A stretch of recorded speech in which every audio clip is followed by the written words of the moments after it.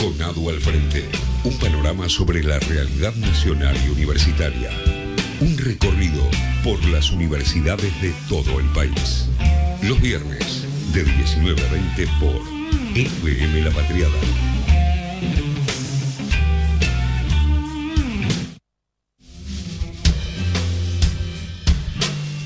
Hola, muy buenas tardes a todos y bienvenidos una vez más aquí a CONADU al frente, este encuentro que tenemos todos los viernes a partir de las 7 de la tarde y hasta las 8 de la noche por FM La Patriada. Bueno, se vino el veranito, 25 grados, 7 décimas la temperatura actual en la ciudad de Buenos Aires. Vamos a hacer un repaso, como hacemos todos los días viernes, para contarles a ustedes cuál es la actualidad de los docentes universitarios en todo el país. Queremos decirles que se pueden comunicar con nosotros al teléfono de la radio, es el 4588-3797 o a través de nuestras redes sociales en Facebook. Atención porque cambió, nos buscan como CONADU, simplemente CONADU, y si no, en Twitter como @prensaconadu. Bueno, muchas gracias al equipo que está aquí, Nehuen Seoane en la operación técnica y Mariana Fernández Camacho, productora y parte del equipo de prensa de CONADU. Mi nombre es Virginia, vamos a estar hasta las 8 de la noche aquí compartiendo con ustedes toda la actualidad de los docentes universitarios.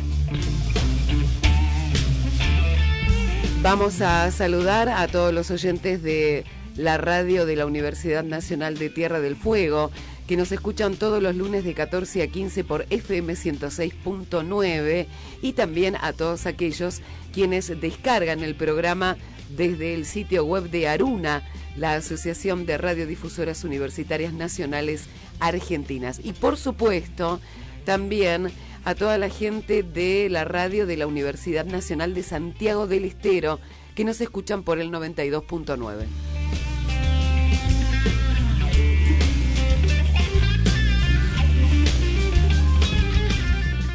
Bueno, esta semana CONADU estuvo realizando actividades en el Palacio Pisurno, en el Ministerio de Educación.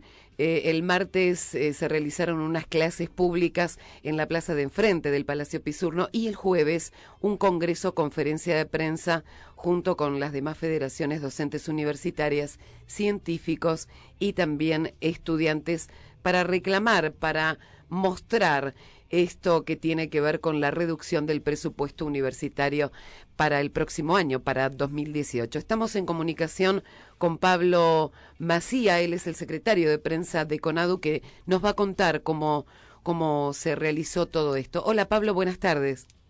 Buenas tardes Virginia, ¿cómo andan todos por ahí? Bien, muy bien. Bueno, contanos cómo estuvo la actividad del martes, del jueves, quiénes fueron los oradores, qué fue lo que se expuso. Bueno, sí, la verdad esta semana tuvimos muchas acciones muy agitadas en el marco, como vos lo planteabas, de una campaña nacional por mayor presupuesto para la universidad, la ciencia y la tecnología. Y en ese marco, el martes estuvimos en el Palacio Pisurno por la exigencia de mayor presupuesto en general, pero también fundamentalmente por el reclamo de 140 docentes de la Universidad Nacional Arturo Jauretche que desde el inicio de año no vienen cobrando su salario. Esto ya lo habíamos planteado en programas anteriores, sí. Había una dilación por parte del gobierno y entonces desarrollamos clases públicas en frente al Palacio Pisurno, llevando adelante esta reivindicación. La verdad que la actividad fue muy buena, participaron muchos estudiantes que se solidarizaron no solamente con la situación de los docentes, sino también que reclamaron, digamos, en el marco general, un mayor presupuesto para las universidades. Nosotros tenemos en la universidad, por ejemplo, hasta los problemas mínimos de no contar con personal de limpieza ya a esta altura. La verdad que entonces la actividad fue muy buena, participó el centro de estudiantes con su presidente del centro, Iván Masucci, bueno, estuvo Esteban Secondi, el secretario general, estuvo Carlos De Feo como secretario general de la CONADU interviniendo, y también, bueno, una compañera afectada. En ese marco hicimos un acto después de las clases públicas y entregamos un petitorio al ministerio para que rápidamente resuelva esta situación, ¿no es cierto? Y todo esto fue abonando también a la construcción de lo que siguió después, que fue la actividad del jueves, que fue una conferencia de prensa conjunta con todas las demás federaciones docentes, estudiantiles y las agrupaciones de científicos, en las cuales planteamos también esta problemática del presupuesto, pero que a la vez está vinculada a un ajuste que en el marco de lo que es el presupuesto, sí, en términos reales, bajó un 11% con respecto a lo que fue en el 2015, que fue como el pico desde el cual empezó a retroceder el presupuesto, ¿no? Así que digo, ahí tuvimos estas dos acciones que sí tuvieron un fuerte impacto mediático, construyendo unidad con los demás sectores universitarios. Y otra cuestión que pasó, que ya, digamos, no está vinculada a la escena pública, pero en las calles, pero sí nos pareció muy importante, es que el miércoles también la CONADU elevó el informe que hicimos sobre el presupuesto a la Comisión de Educación del Congreso de la Nación. Y ahí esa instancia también fue muy importante porque había representantes del CIN, los rectores del CIN, y también hicieron un reclamo por mayor presupuesto que ellos calculaban en una suma adicional de 7.000 millones de pesos.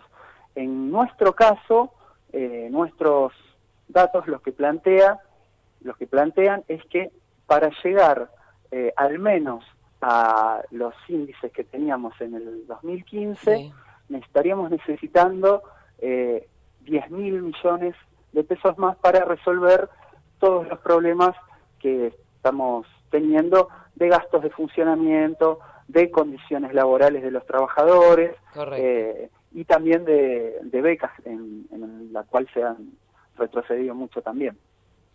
Bueno, todas estas acciones entonces ya fueron presentadas y recibidas por lo menos por las autoridades, ¿no? Hay que seguir en la lucha.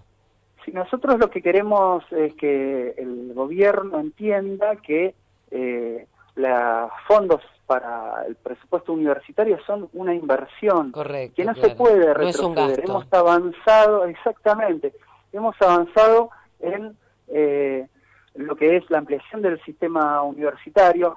El presidente ya había planteado cifras falsas con el fin de ajustar a la universidad, y esas cifras falsas de hecho se refutan con los mismos datos del Ministerio de Educación. En estos años ha crecido la matrícula estudiantil, pero también ha crecido el porcentaje de egresos, a partir de una política de inclusión educativa y de fomento al desarrollo de las carreras de los nuevos estudiantes.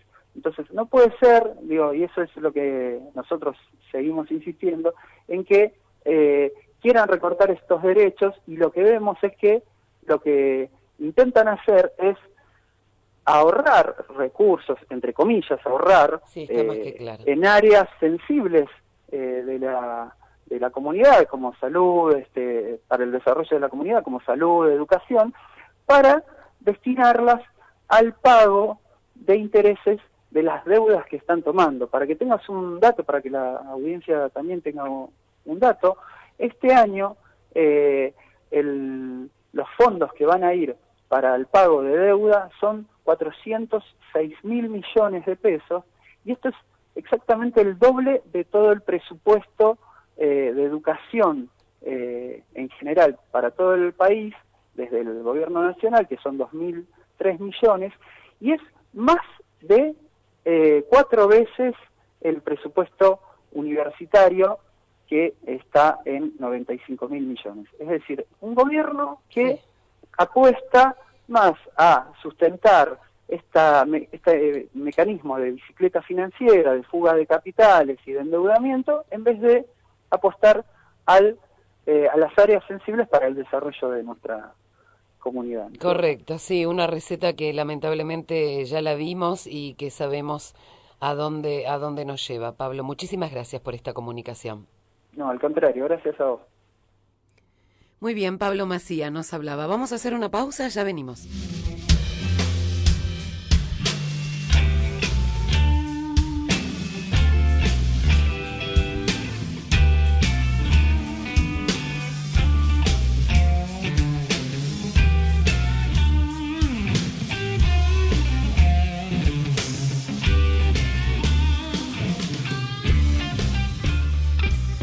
Bueno, 7 de la tarde, 19 minutos, el teléfono es 4588-3797. Vamos ahora a recibir al señor Pablo Gentili.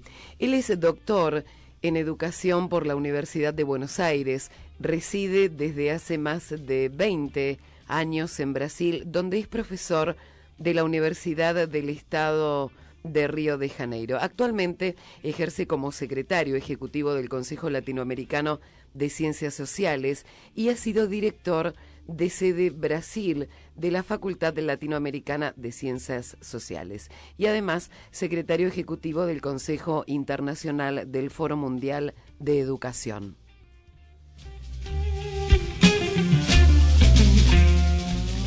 También es autor y compilador de más de 25 libros en el campo de las políticas educativas y los estudios sobre exclusión social en América Latina y el Caribe. Además, dirige la revista Crítica y Emancipación y es colaborador del diario español El País. Bueno, vamos a recibir aquí en Conadu al frente a Pablo Gentili. Es un gusto recibirte. Muchas gracias por atendernos. Hola, Pablo. Sí, hola Virginia, ¿cómo estás? Hola Pablo, bueno, muchas gracias por atendernos por esta comunicación. Queremos charlar con vos un poquito de varios temas, ¿no? Que tienen que ver con la actualidad, por supuesto, que tienen que ver con la educación.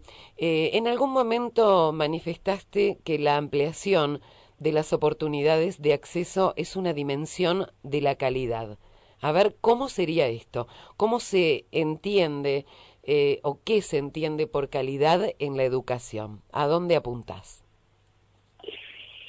Bueno, el tema me parece que es relevante porque hoy, de alguna forma, todos dicen estar preocupados por la calidad educativa y sectores muy conservadores que en general han promovido en nuestros países procesos de exclusión educativa, de privatización de la escuela pública o deterioro de las condiciones de trabajo docente, en definitiva, sectores que poco han contribuido para democratizar el acceso y la permanencia en la educación, también dicen no, defender la calidad de la educación y estar preocupados por la baja calidad educativa de nuestros sistemas educativos, como siendo ese un indicador de la baja calidad de la democracia en nuestros países.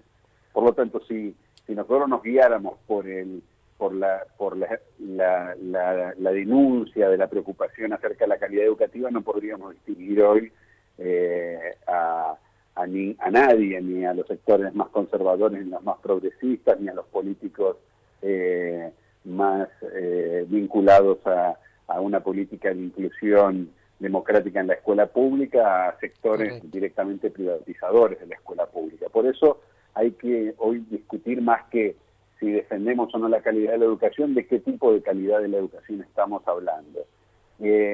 Lo que nosotros hemos tratado de enfatizar en general es que hay una dimensión de la calidad educativa que tiene que ver con la democratización en las oportunidades de acceso a la escuela, o sea, condiciones y oportunidades de ampliación de la escolaridad de todos es la condición para garantizar la calidad educativa, porque la calidad educativa tiene que ver con el grado de democratización efectiva que tiene un sistema escolar, y no solamente con los resultados que tiene el sistema escolar. Un sistema escolar que discrimina, que excluye, que segrega a parte de la población, no va a ser nunca un sistema de calidad, porque en definitiva basa sus buenos resultados, su buen desempeño en la exclusión y en la marginación de miles de seres humanos, de jóvenes, de niños, correcto, de adultos. sí. Por lo tanto, la inclusión es uno de los hitos fundamentales de la calidad educativa, la democratización efectiva del sistema. Junto con esto, también el tipo de escolaridad que se le garantiza a los diferentes sectores sociales. Porque si nosotros realizamos permanencia y estabilidad del sistema educativo en muchos años, pero los pobres entran a escuelas de pobres y los ricos permanecen en circuitos educativos que aumentan sus privilegios y sus oportunidades, tenemos niveles de escolaridad altos, como los que hay en América Latina, iguales a los países más desarrollados del mundo, pero niveles de segregación educativa que operan dentro del sistema escolar. O sea, en vez de discriminar a los niños y a las niñas más pobres o a los jóvenes más pobres, impidiéndoles el acceso a la escuela, los metemos dentro de un sistema educativo, o dentro de segmentos del sistema educativo muy degradados, permanecen en estado casi vegetativo durante muchos años, y decimos que el sistema es más incluyente y por lo tanto de mejor calidad. Pero en realidad las oportunidades efectivas de acceso a una escolaridad igual se diluyen ante oportunidades educativas muy diferentes, y las diferencias de clase, las formas de segregación por sexo, por raza, por origen social, por región, se reproducen al interior de la escuela en un sistema educativo que pasa a funcionar de manera muy desigual, como funcionan nuestras sociedades, de manera desigual. Por lo tanto, la calidad tiene que también que ver con posibilidades y oportunidades de tener los mismos resultados en el proceso de escolarización, independientemente del origen social. Lo que significa esto, que a los más pobres hay que generarle mejores condiciones y mejores oportunidades de escolaridad. Porque también hoy manejamos un concepto de igualdad, que parecería ser que igualdad significa darle a todos lo mismo, cuando en realidad llegan al sistema escolar las personas, los niños, los jóvenes, en condiciones muy diferentes. Por lo tanto, ofrecerles a todos lo mismo, lo que significa muchas veces es reproducir desigualdades que los diferentes sectores sociales cargan y llevan al sistema educativo. En suma, la calidad hoy es una dimensión muy compleja de la política educativa, y lo que tiene que tener siempre por objetivo es ver cómo garantizar más y mejor educación para todos. Está clarísimo, Pablo. Vos sabés que, bueno, hablando de... Vos estás en Brasil ahora, pero entiendo que esto te ha llegado.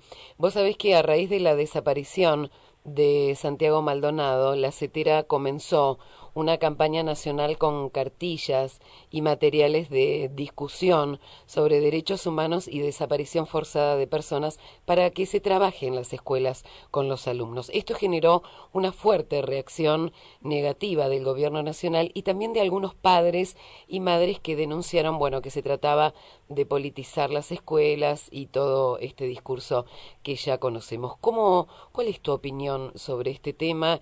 Y bueno, si la escuela te parece un lugar, un espacio donde debatir este tipo de temas.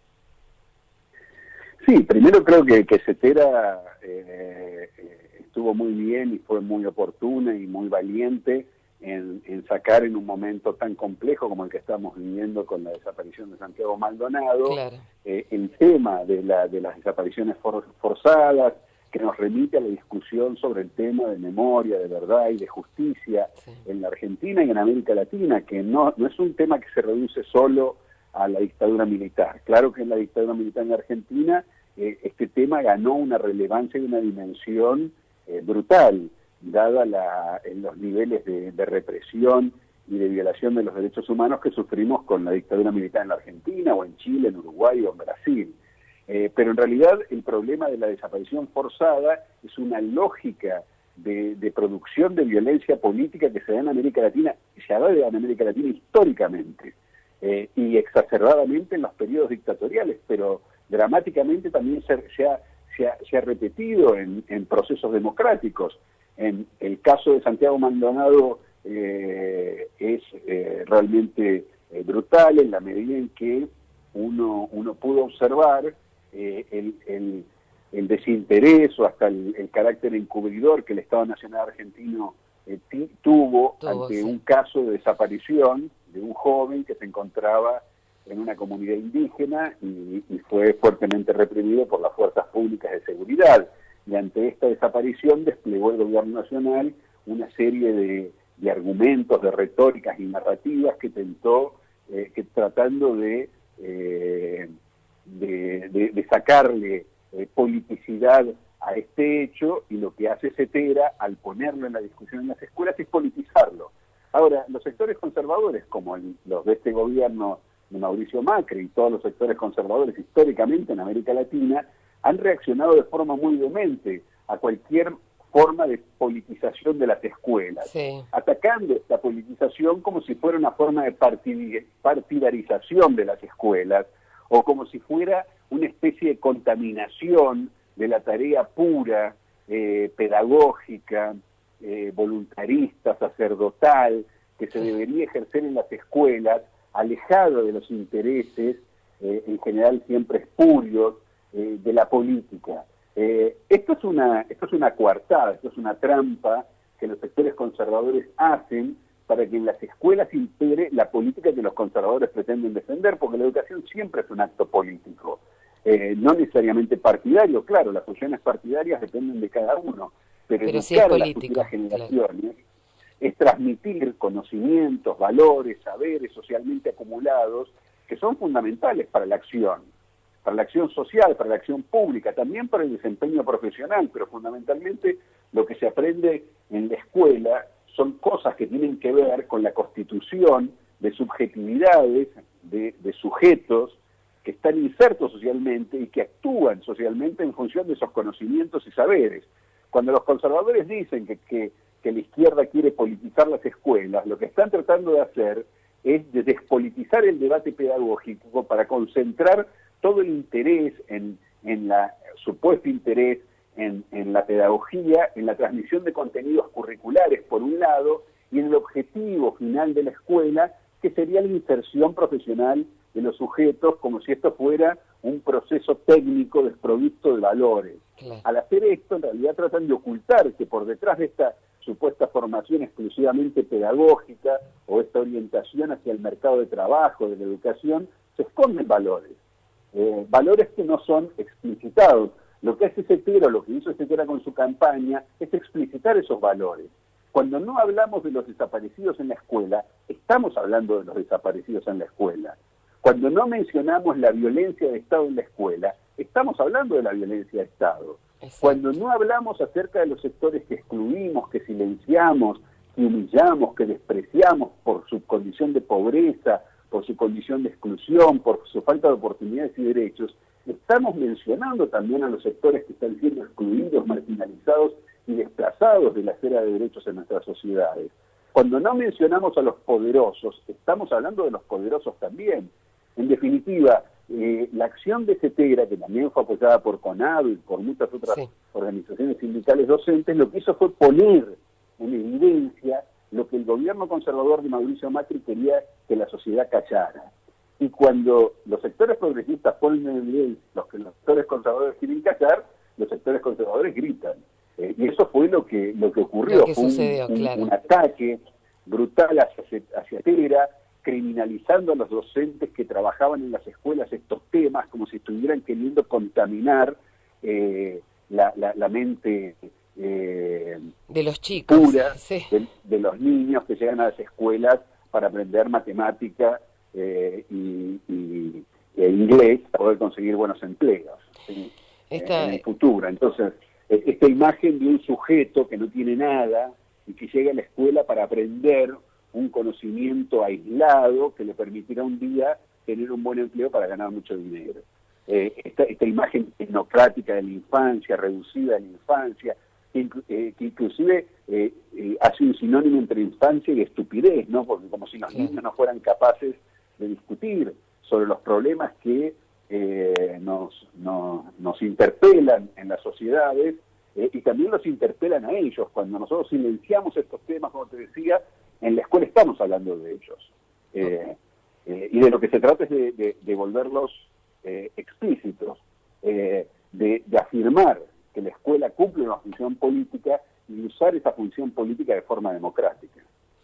Pablo, seguramente lo escuchaste hace una semana, un poco más de una semana, el presidente Mauricio Macri habló de racionalizar el gasto en las universidades. Vos sabés que el presupuesto para el próximo año se redujo un montón y bueno, esto tiene que ver, también habló sobre la baja en la tasa de la graduación de los estudiantes con datos falsos, porque no es lo que está arrojando el Ministerio de Educación. Queríamos saber, bueno, qué opinión te merece todo esto que dijo el presidente.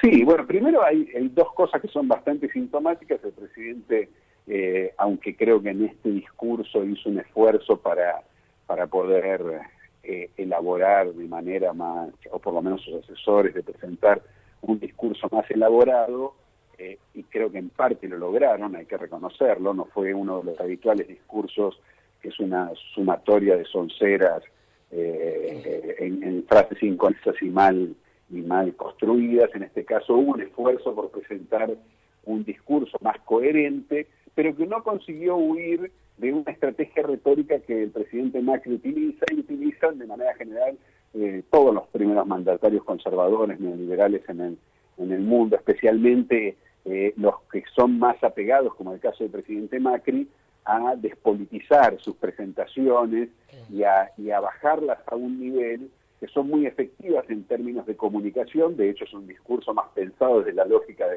del merchandising electoral, político, y que tiene una estructura bastante convencional. La primera es utilizar siempre la referencia a lo racional como el sentido común desde el cual se piensan las cosas, cuando en realidad esta imagen de lo racional es el eufemismo siempre del ajuste. Cada vez que un neoliberal habla de que hay que racionalizar algo, está hablando de que hay que cortar algo. Claro. ¿Sí? Lo racional es gastar poco y rendir mucho. Esto no sé, es racional para quién. En determinados momentos puede ser totalmente irracional. Gastar poco y rendir mucho. Puede ser hasta una forma de esclavitud, o puede significar una forma, como es en el caso de la política pública, de transferirle responsabilidades y derechos a las familias, a los más pobres, y reproducir situaciones de profunda injusticia social como en la que se vive en nuestros países. Pero bueno, es racional. Entonces parten siempre de esto. Es racional hacer algo. Irracional en el discurso neoliberal es reducir. Y reducir plata, reducir derechos, reducir oportunidades, sacar conquistas, ¿sí? Primera cuestión. Segunda cuestión, tirar un diagnóstico que no se sustente en ningún dato medianamente comprobable, pero que se afirma con la contundencia de casi una ley natural. Las universidades son improductivas y tienen baja tasa de egresados. ¿De dónde sacó el presidente Macri semejante cosa? Nadie lo puede decir. Pero se afirma, todo el mundo sabe, diferentes estudios muestran, las tendencias han demostrado, o sea, se remite a un universo improbable, sin ningún tipo de justificación, y se afirma sobre la base del sentido común una situación que se da como un hecho. Y sobre ese hecho se da una solución. Correcto. Por ejemplo, la solución racional. Y la solución racional es siempre cortar. Cortar, reducir, exacto. Reducir, y en este caso se le dota de un discurso que también tiene que ver con el acto justo, ¿no? Privilegios, reducir privilegios, claro. Reducir, aquí fíjate vos que en Brasil estamos viviendo una reforma laboral que significa que Brasil vuelve casi que a la Edad Media, que establece como ley la libre negociación entre empleados y patrones, que puede ser superior a la ley. O sea, un patrón negocia con su empleado que va a trabajar 24 horas por día. La ley no lo permite, pero si lo acuerdan entre ellos, vale más el arreglo. Bueno, entre acá patrones y empleados. acá en Argentina ya fue presentada en el Congreso y está pronta a aprobarse la reforma laboral. Exacto, que se ha hecho en función de que si Brasil la hizo, la tenemos que hacer nosotros. Correcto. Se hace una reforma del sistema de jubilaciones que lleva a que 40% de los brasileños se van a morir antes de jubilarse, porque la edad promedio de los brasileños de 40% mueren antes de cumplir la edad que se está estableciendo como mínima para jubilarse, y se dice que esta reforma de la jubilación es lo que hace es acabar con privilegios. Sí, tremendo. ¿El privilegio de quién? Y ahí se cita, bueno, hay funcionarios públicos que en realidad existen sin lugar a dudas, pero son jueces, son militares, a los cuales nunca se les tocan sus privilegios. ¿Sí? Entonces se pone y se dice, el servicio público, los trabajadores del Estado, son privilegiados, hay que bajarle los privilegios. A los trabajadores del Estado que tienen privilegios no se los tocan, al contrario, se los mantienen, especialmente a los jueces, se los mantiene, o a los fiscales se los mantiene, o a los militares se los mantiene, y se los sacan a todo el resto. Por lo tanto, el argumento es más o menos siempre el mismo, es dar una situación. Aquí primero, hay un problema en las jubilaciones. Tenemos que ser racionales y administrar bien lo que tenemos, si no entraremos en crisis económica. Y ser racionales significa dar una respuesta a esto, que es cortar los derechos que se garantizaron durante muchos años de lucha alrededor de la previdencia o la seguridad social. ¿Sí? Y con esto lo que se busca en definitiva es encontrar una base de apoyo cultural, subjetiva, política, en la sociedad, para iniciar reformas profundamente regresivas, como son las que se están implementando en la Argentina, con la reducción de la inversión pública en el sistema universitario, haciendo retroceder la Argentina más de una década y media que tuvimos en nuestro país con las políticas universitarias que se implementaron durante la última década, Claro. que aumentaron significativamente la inversión pública en el sistema científico, particularmente en el sistema universitario. Se quiere destruir, desmontar esta conquista, y esto es lo que está haciendo el gobierno, metiéndole alrededor de todo esto una serie de firuletes discursivos creados por Durán Barba y su equipo, que no hacen otra cosa que tratar de hacernos creer que van a destruir las universidades públicas y con esto el país va a ser grande. Una nueva soncera sobre la cual se pretende instituir una política de privatización. Correcto. Que acaba con uno de los patrimonios de los principales patrimonios de un país soberano, que es tener buenas universidades públicas. Pablo, la verdad que fue un placer esta entrevista con vos. Muchísimas gracias por atendernos. No, muchas gracias a ustedes y bueno, y felicitaciones por el programa, y es muy bueno que CONADU y que las organizaciones sindicales de manera general ocupen espacios en los medios para poder ayudarnos a pensar de forma diferente y a escuchar voces diferentes. Muchísimas gracias. Muchísimas gracias, Pablo. Un abrazo. Gracias.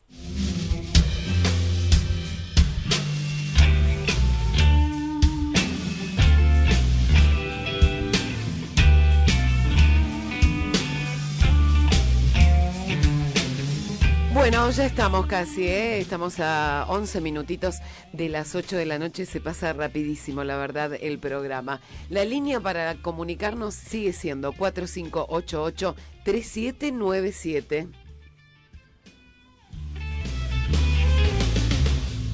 Vamos a hablar ahora con Damián del Valle.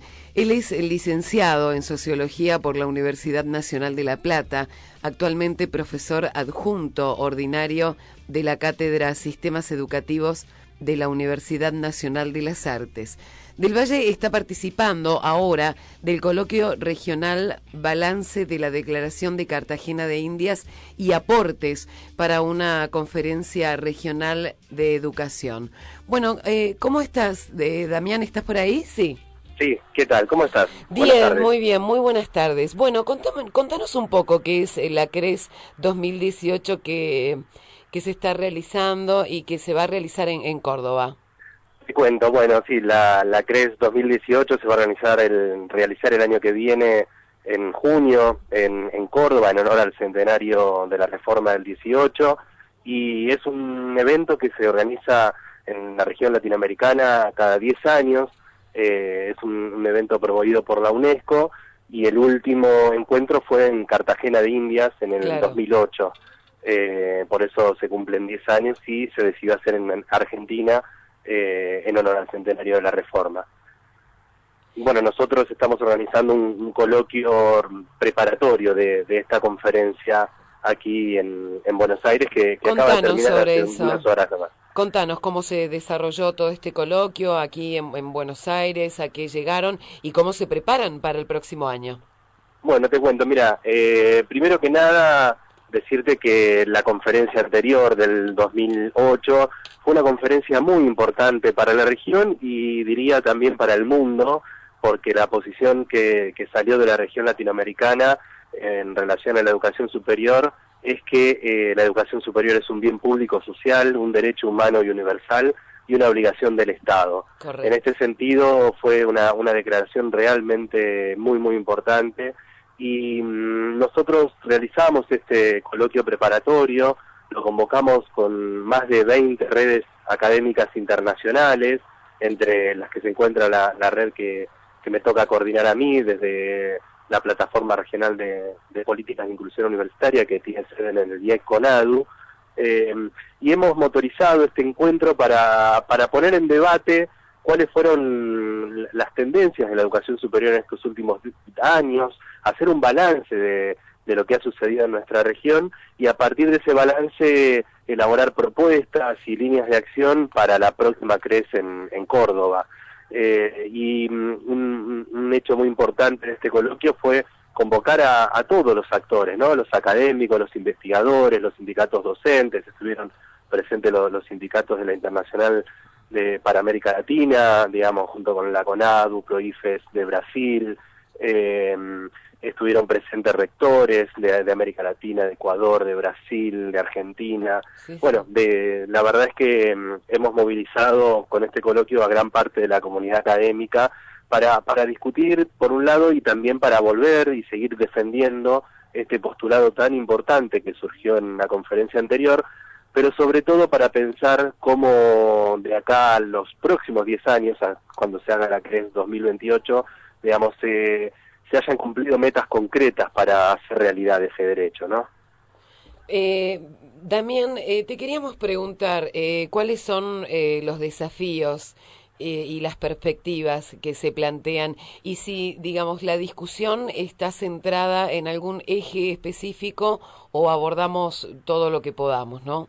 Mira, la verdad es que la organización de la CRES está organizada en 7 ejes, particularmente, no te los voy a desarrollar todos ahora porque son largos, pero que abarcan los principales aspectos de la educación superior en relación a los desafíos de la sociedad, ¿no? No solamente, no es una mirada hacia adentro de la educación superior, sino en relación a la sociedad, a nuestros pueblos, cuáles son los modelos de desarrollo a los que tiene que afectar la universidad, y en ese sentido, qué tipo de modelo de universidad queremos para nuestros países. En ese sentido, digamos, los ejes son 7, digamos, que abarcan diferentes temáticas. Nosotros en este coloquio hemos propuesto 8 ejes, agregando un eje que tiene que ver con las artes y la cultura, que no estaba contemplado en los anteriores. Claro. Y la verdad que en ese sentido se ha debatido, hubo en el coloquio más de 110 ponencias de investigadores de toda la región, y, digamos, paneles especiales con invitados también muy importantes de Argentina y de diferentes partes de la región latinoamericana, que pusieron en discusión todos estos temas. La verdad que no quedó afuera casi ninguno. Pero el balance general que hacemos y que surge, y en relación a tu pregunta que tiene que ver también con los desafíos, tiene que ver con el balance es que se han logrado cambios importantes en América Latina a partir de la última declaración. Prueba de ello es también el caso argentino, con la creación de una gran cantidad de universidades públicas, sí. En centros urbanos donde realmente eran muy necesarias para el desarrollo, y también en algunas provincias que aún no tenían universidades, la inclusión de muchísimos estudiantes que antes quedaban fuera del sistema universitario, digamos, esos efectos, digamos, realmente son muy positivos, pero también se constatan otros muy visibles en muchas partes de la región latinoamericana que tienen que ver con los avances de formatos mercantilizadores de la educación superior. Una tendencia que es muy fuerte en el mundo y que en América Latina penetró de manera casi irreversible en algunas regiones, y creemos que de cara a la próxima CRES lo que tenemos que hacer y los desafíos son poner un freno realmente contundente a los avances de la mercantilización educativa y comprometernos a desafíos mucho más concretos respecto del derecho a la educación, ¿no? Que no es solo un derecho individual de las personas, que de por sí es una parte del derecho y muy importante, pero que también es un derecho de los pueblos, ¿no? El derecho a la educación superior es el derecho de toda la sociedad a beneficiarse de lo que la universidad produce en términos de producción de conocimiento, de innovaciones sociales, de desarrollos culturales, artísticos. Bueno, la verdad que los desafíos en este sentido son muchos. Son amplios, claro, ¿no? que sí. Son amplios, muy grandes, porque tenemos una región todavía con una desigualdad enorme, con problemas de pobreza muy grandes y con modelos de desarrollo que cada vez más, y peor aún en estos tiempos, están, digamos, centrados en una incorporación al mundo de manera periférica. Damián, muchísimas gracias por estar aquí en Conado al Frente, y por supuesto vamos a estar contando toda la actualidad el próximo año de lo que suceda allí en la CRES 2018. Muchas gracias. Muchísimas gracias a ustedes. Un abrazo, Chao. hasta luego. Un abrazo. Bueno, nos vamos, la verdad que se nos pasa rapidísimo el programa. Muchísimas gracias a ustedes que estuvieron del otro lado. Nos seguimos por las redes sociales. Acuérdense que nos pueden encontrar en Facebook, ahora es Conadu, simplemente, Conadu en Facebook, y en Twitter, @prensaconadu. Buen fin de semana para todos. Gracias a Nehuen Seoane en la operación técnica y a Mariana Fernández Camacho en la producción. El saludo para todos. Nos encontramos el próximo viernes a las 7 de la tarde aquí en Conado al Frente por FM La Patriada. Chau.